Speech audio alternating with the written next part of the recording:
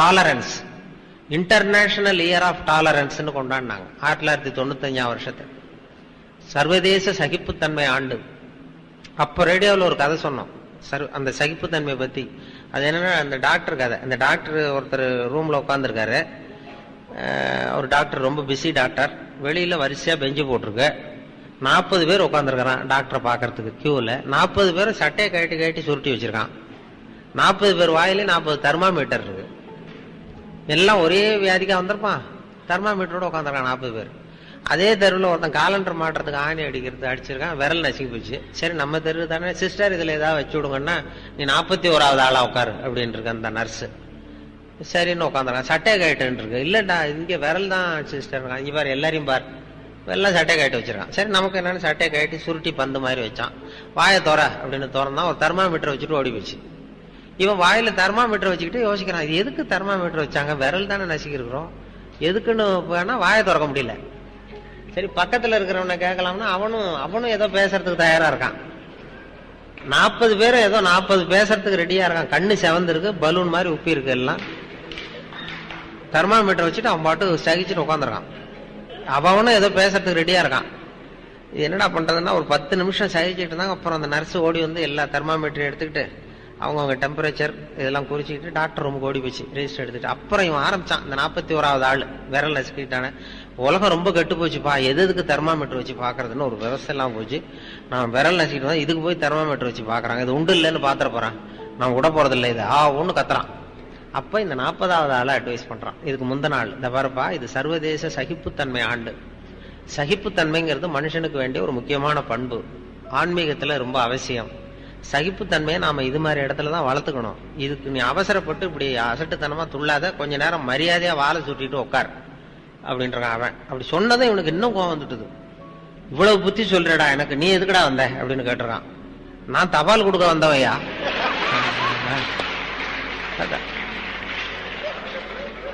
நான் தினம் இப்படி வருவேன், சட்டையை கட்ட சொல்லுவாங்க, கட்டி வைப்பேன், தெர்மாமீட்டர் வச்சு பார்ப்பாங்க, பார்த்தா நான் பாட்டு கொடுத்துட்டு மறுபடியும் சட்டையை போட்டுட்டு லெட்டர் கொடுத்துட்டு போறேன். பெண்ணை கட்டு போய் எல்லாரும் சகிப்புத்தன்மை வளர்த்துங்கப்பா அப்படின்னு சொல்லிட்டு போனான்.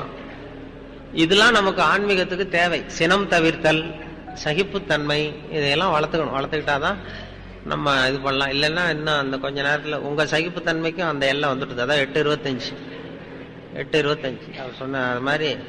அதனால அது மாதிரி இல்லைன்னா அந்த வழக்கமா ஒரு கதை சொல்லுவாங்க. ஒரு பேசிக்கிட்டே இருக்கும் பொழுது ஒருத்தர் முதல் வரிசையில இருந்தவர் என்னமோ மெதுவா ஒரு சிப்பேக்கை திறந்து எடுத்தா ரிவால்வரான்.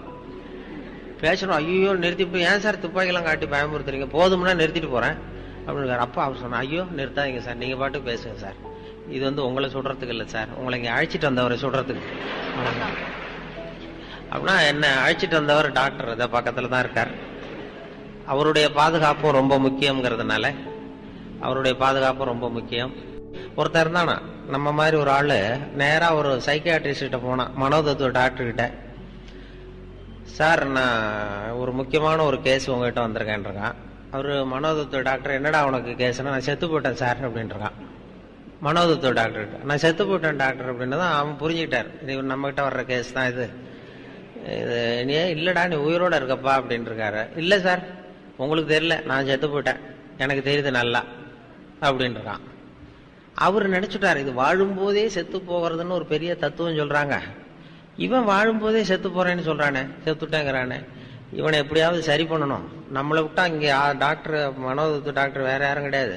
இவனை எப்படியாவது இவனை வந்து பண்ணின, இவனை திருத்தி காட்டுறேன் அப்படின்னு சொல்லி என்கிட்டயே சவால் விடுறியானே, உன்னை வந்து நான் நீ உயிரோட இருக்கேங்கிறத நான் இப்ப காட்டுறேன். இந்த மாதிரி கிள்றான் பாரு, வலிக்குதா, வலிக்குது, எனக்கு கிள்றான் வலிக்குது, அதனால 2 பேரும் உயிரோட இருக்கோமா. இல்ல டாக்டர் உங்களுக்கு ஒன்றும் புரியலங்கிறான். என்னன்னு பண்ணி நான் பேசிக்கிட்டு இருக்கேன்டா, நான் பேசுறேன், நீ பதில் சொல்ற, அதனால 2 பேரும் உயிரோட இருக்கோம்ப்பா அப்படின்னா. அதெல்லாம் உங்களுக்கு ஒன்றும் தெரியல டாக்டர், நான் செத்துட்டேன் டாக்டருங்கிறான். அவருக்கு ஒரு பெரிய சவாலா போச்சு அந்த டாக்டருக்கு. நீ என்னடியா உன் வேலையை காட்டுற, இரு பாரு அப்படின்னு சொல்லிட்டு ஒரு ஊசி எடுத்தார். இத பாடுறா, உயிரோட இருக்கிறவன் உடம்புல ரத்தம் வரும் இல்லையா, வரும் டாக்டர் ஒத்துக்கிறேங்கிறான். அப்படியே இரு, மேற்கொண்டு போகாத, உயிரோட இருக்கிற உடம்புல ரத்தம் வரும், சரிதானே, சரிதான், டபார் அப்படின்னு அவர் தன்னுடைய கையிலேயே ஒரு குத்துனாரு ஊசியால. ரத்தம் வந்தது, பாத்தியா ரத்தம் வருது, நான் உயிரோட இருக்க, ரத்தம் வருதா, வருது டாக்டர் அப்படின்னா. உன் விரல கொண்டா அப்படின்னு சொல்லி அவன் விரல்ல ஒரு குத்து குத்துனார். ரத்தம் பாத்துக்கோ, ரத்தம் வந்துடுது. இப்ப என்ன சொல்ற, என்னை பத்தி என்ன நினைக்கிற, என்கிட்ட வந்து இந்த போடு போடு அப்படின்னு இருக்காரு.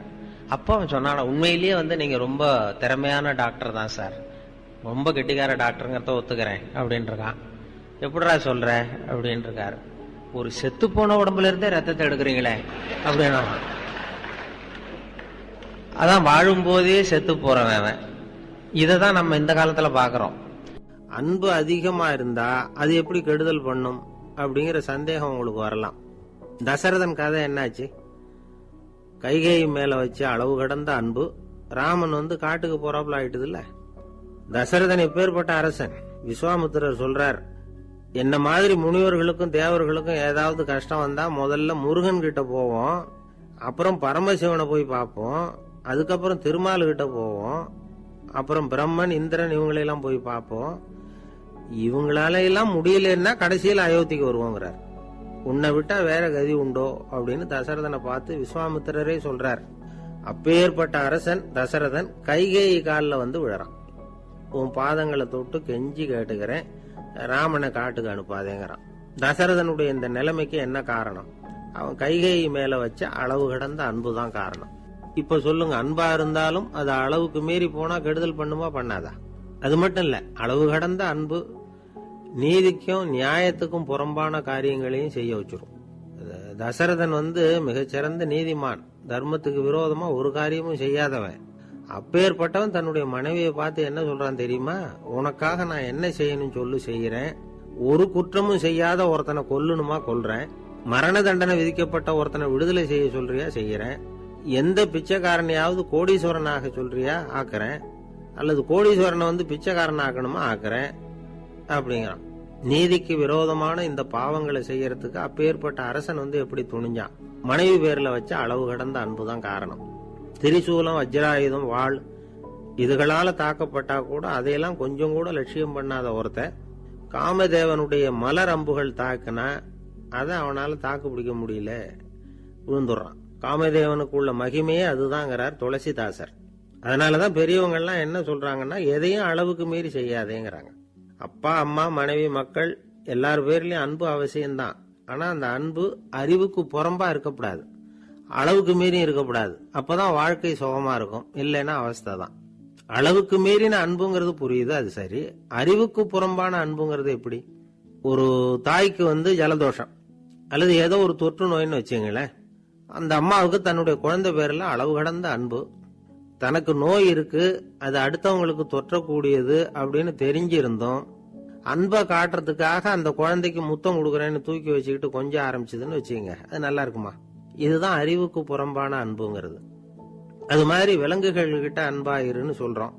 அதுக்காக புலிக்கு முத்தம் கொடுக்க முடியுமா? அப்படி கொடுத்தா அது அறிவுக்கு புறம்பான அன்பு. அதனால அன்பு கூட அறிவுபூர்வமா இருக்கணும் அப்படிங்கறத இன்னைக்கு தகவல் மூலமா நாம புரிஞ்சுக்கணும். இந்த காலத்து காதலன் தன்னுடைய காதலிகிட்ட சொன்னானாம், இத பாரு, உன் பேர்ல எனக்கு அளவு கடந்த அன்பு, உனக்காக என்ன செய்யணும் சொல்லு, செய்யறேன். நெருப்புல நடக்கணுமா நடக்கிறேன், நீர்ல குதிக்கணுமா குதிக்கிறேன், உயிரையே கொடுக்கணுமா கொடுக்கறேன் அப்படின்னா. சரி, வர்ற ஞாயிற்றுக்கிழமை சாயந்தரம் 6 மணிக்கு இதே இடத்துக்கு வாங்க அப்படின்னு அந்த பொண்ணு. இவன் கொஞ்சம் யோசனை பண்ணி பார்த்துட்டு, அன்னைக்கு மழை பெய்யாம இருந்தா வந்துடுறேன் அப்படின்னானா.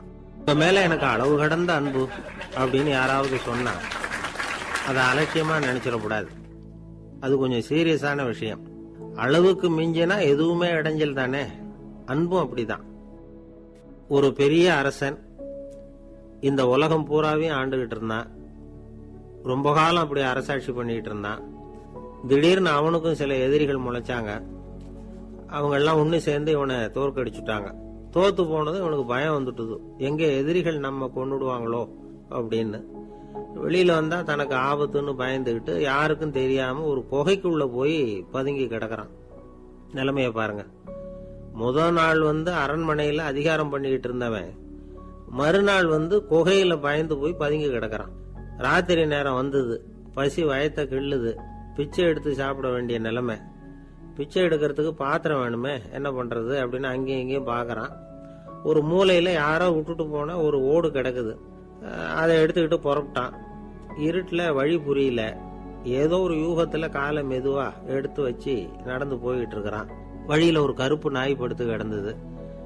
இருட்டுல அவன் இது கண்ணுக்கு சரியா தெரியல, அவனுக்கு தவறி போய் காலை வச்சுட்டான் அது மேல. நாய் சும்மா இருக்குமா, வள்ளுன்னு விழுந்து கடிச்சு விட்டுது.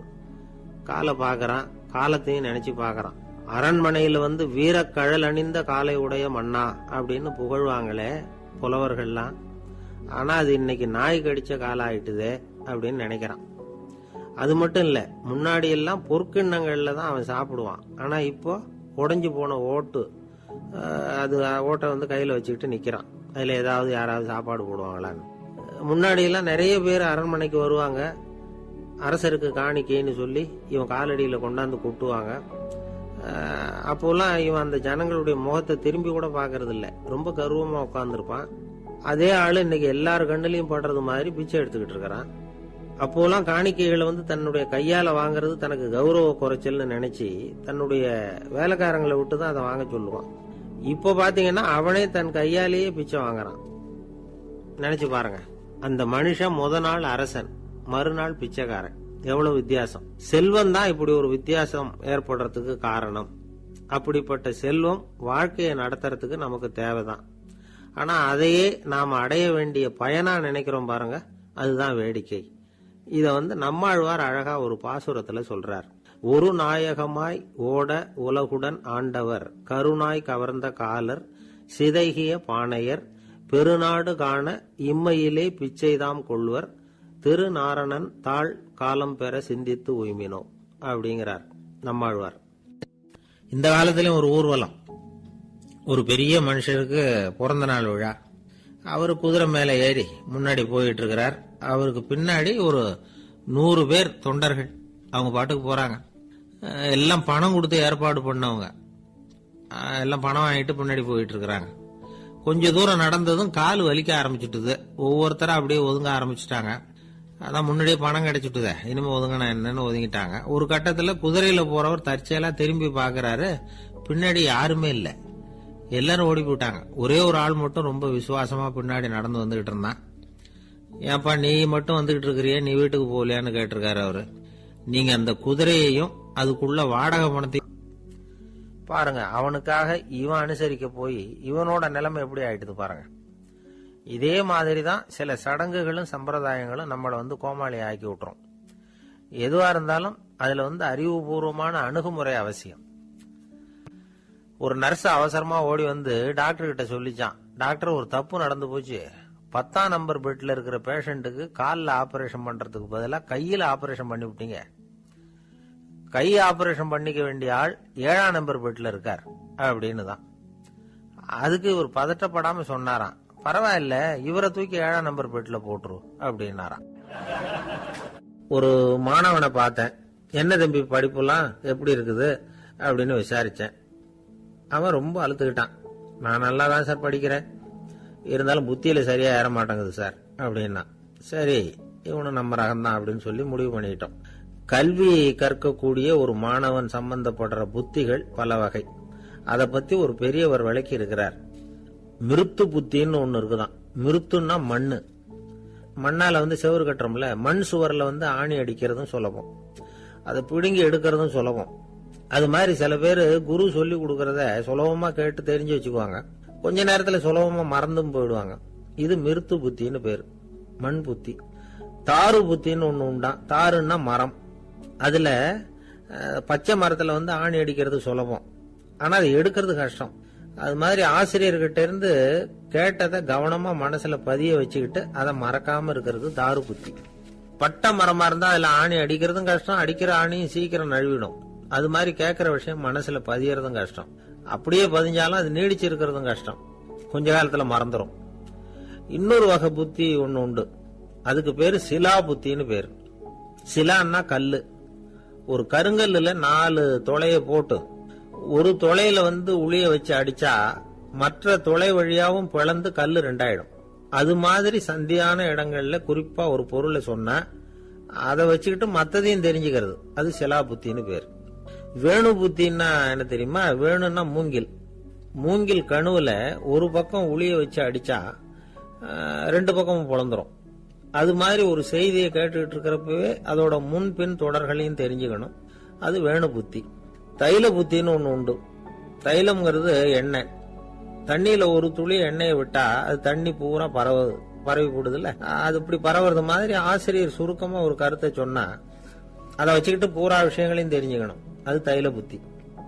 கற்பூர புத்தின்னு ஒண்ணு கேள்விப்பட்டிருக்கோம். அது எப்படின்னா, கற்பூரம் தீ பட்ட உடனே பிடிச்சுக்கும். ஆசிரியர் சொன்ன உடனே நுண்ணறிவோட பாடங்களை புரிஞ்சுக்கிறது இந்த வகை புத்தி. கரி புத்தின்னு ஒண்ணு.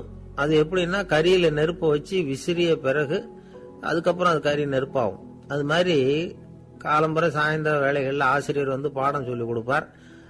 அதை கொண்டு புரிஞ்சுக்கிறது இந்த வகை. கதலித்தண்டு புத்தின்னு ஒண்ணு சொல்லுவாங்க. கதலிங்கிறது வாழை மரம். வாழைத்தண்டுல தீ வைக்கிறது எவ்வளவு சிரமமோ அவ்வளவு சிரமத்தோட கல்வி கற்கிறது கதலித்தண்டு புத்தி. இதை தவிர இன்னும் சில வகையான மாணவர்களை கூட அடையாளம் காட்டுறாங்க. ஆசிரியர் சொன்னதுல நல்லதை மட்டும் எடுத்துக்கிறவன் அன்னம். ஆசிரியர் கிடைச்ச இடத்துல பாடத்தை கேட்டுக்கிட்டு பிறகு தனியா உட்கார்ந்து சிந்திக்கிறவன் பசு. பசுமாடு அப்படித்தானே, புல்லு கண்ட இடத்துல மேயும், அதுக்கப்புறம் நிதானமா அசை போட்டுக்கும். ஆசிரியர் சொன்னதை தவிர வேற எதையும் சொல்ல முடியாதவன் கிளி. பல இடங்கள்ல பாடங்கள் கேட்டு கடைசியில ஒன்னும் புரியாம போறவன் ஆடு. ஆடு ஒரு செடியில வயிறார மேயாது, ஒரே செடியில. இக்கரைக்கு அக்கறை பச்சைன்னா அங்கேயும் இங்கேயும் அலைஞ்சிக்கிட்டே இருக்கும். சில பேருக்கு எருமைன்னு பேரு. எருமை எப்படின்னா, குளத்து நீரை கலக்கி தான் குடிக்கும். அது மாதிரி ஆசிரியர் மனசை நோக செய்து பயில்கிற மாணவர்கள்லாம் இந்த ரகம். இவ்வளவுலாம் இருந்தாலும் இந்த காலத்து மாணவர்கள்லாம் ஒரு தனி ரகம். ஒரு ஆசிரியர் வகுப்புல பாடம் நடத்திக்கிட்டு இருந்தார். இலக்கண வகுப்பு. இறந்த காலம், நிகழ்காலம், எதிர்காலம், past tense, present tense, future tense, இத பத்தி எல்லாம் பாடம் நடத்துறார். எல்லாம் சொல்லி கொடுத்துட்டு இப்ப நான் ஒரு வாக்கியம் சொல்லுவேன், அது என்ன காலம் அப்படிங்கறத நீங்க சொல்லணும்னார் ஆசிரியர். சரின்னாங்க மாணவர்கள்லாம். நான் நாளைக்கும் பாடம் நடத்த போகிறேன், இது என்ன காலம் அப்படின்னு கேட்டார் ஆசிரியர். அதாவது நான் நாளைக்கும் பாடம் நடத்த போகிறேன், இந்த வாக்கியம் என்ன காலம்னு கேட்டார். ஒரு பையன் மெதுவா எந்திரிச்சு சொன்னான், இது எங்க போதாத காலம் சார் அப்படின்னு சொல்லிவிட்டு உட்காந்துட்டானா. கடற்கரை ஓரமா ஒரு பெரியவர் அப்படின்னு. சரி, அவன் கொஞ்சம் உருப்படியா தெரியறது அதுதானே. உடற்பயிற்சிக்கு முன்னாடி பின்னாடி பயிற்சி செய்யறப்போ நிறைய தண்ணி குடிக்கலாமா. முதல் ஒரு மாசத்துக்கு கொஞ்சம் தளர்த்தியா சாவகாசமா நடக்கலாம். மணிக்கு 3 அல்லது 4 கிலோமீட்டர் வேகம்னு வச்சுங்களேன். அதுக்கப்புறம் வேகத்தை அதிகப்படுத்தலாம். மணிக்கு 6 அல்லது 8 கிலோமீட்டர் அளவுக்கு நடக்கலாம். நல்லா கையை வீசிக்கிட்டு நடக்கணும். மூச்சு விடுற எண்ணிக்கை அதிகரிக்கணும். இது மாதிரி ஒரு 30 நிமிஷம் நடக்கலாம். தனியா நடந்து போறதுக்கு உங்களுக்கு என்னமோ மாதிரி இருக்குதா, கூட யாரையாவது சேர்த்துக்குங்க. ஒரு குரூப்பா சேர்ந்து போகலாம். நடக்கிறதுங்கிறத ஒரு சந்தோஷமான சமாச்சாரமா ஆக்கிக்கணும். தினம் இப்படி நடக்க வேண்டி இருக்குதே அப்படின்னு புலம்பிக்கிட்டே போகக்கூடாது. சில பேர் நடக்கிறப்போ கடந்த காலத்தை அசை போட்டுக்கிட்டே போவாங்க. சில பேர் வருங்காலத்தை அசை போட்டுக்கிட்டே போவாங்க. சில பேர் முக்கியமான திட்டம்லாம் இப்படி நடக்கிறப்பதான் தீர்மானம் பண்ணுவாங்க. நடக்கிறதுனால மன இறுக்கம் குறையுது, பரபரப்பு குறையுது, மன ஆற்றல் பெருகுது, தன்னம்பிக்கை வளருது, முதுமை தள்ளி போகுது, செயல்திறன் அதிகரிக்குது. இதை தவிர உடம்புக்கும் பல விதமான சௌகரியங்கள் ஏற்படுது. அதனால இதுவரைக்கும் நடக்க ஆரம்பிக்காதவங்க இனிமே இந்த குறிப்புகளை கவனத்துல வச்சுக்கிட்டு நடக்க ஆரம்பிச்சுடலாம்.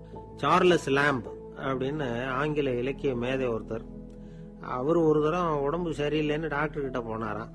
டாக்டர் அவரை பார்த்துட்டு, நீங்க தினமும் காலையில